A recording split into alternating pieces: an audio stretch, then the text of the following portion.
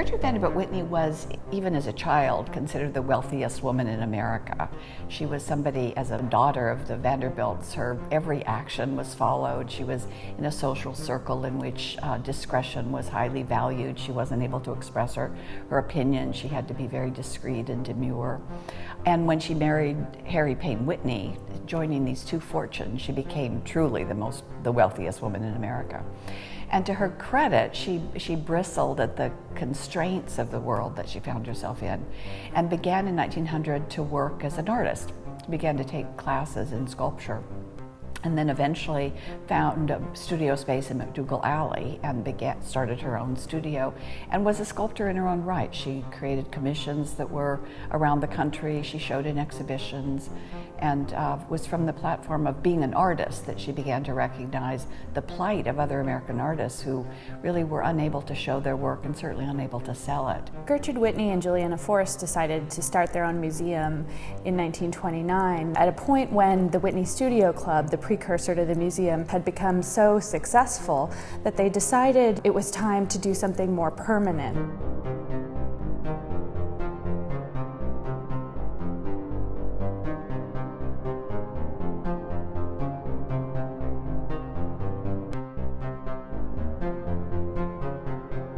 The main players were Gertrude Vanderbilt Whitney and Juliana Force, who began as her assistant and was very charismatic, very strong, very decisive.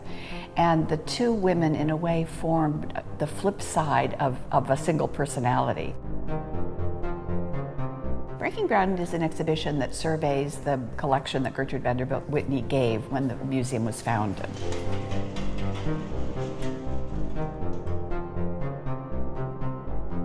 The founding collection is very democratic in scope, very egalitarian, from the most conservative academic portraiture to more modernist abstraction like the work of Stuart Davis.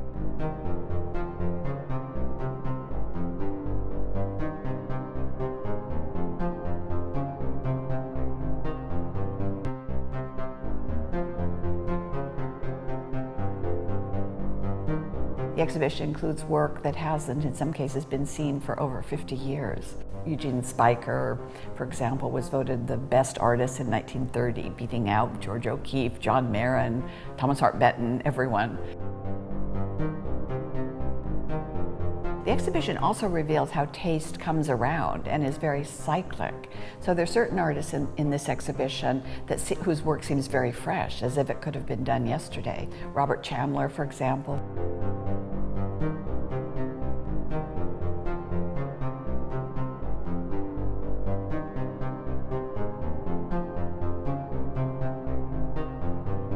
This exhibition offers a wonderful view of what was going on in America at a certain period of time. There's no other place that you could go and see the range of activities, the range of styles and subjects that American artists were engaged in. And to realize that art is not just about a few masterpieces or about a limited number of artists, but that there's a whole community of artists that are working.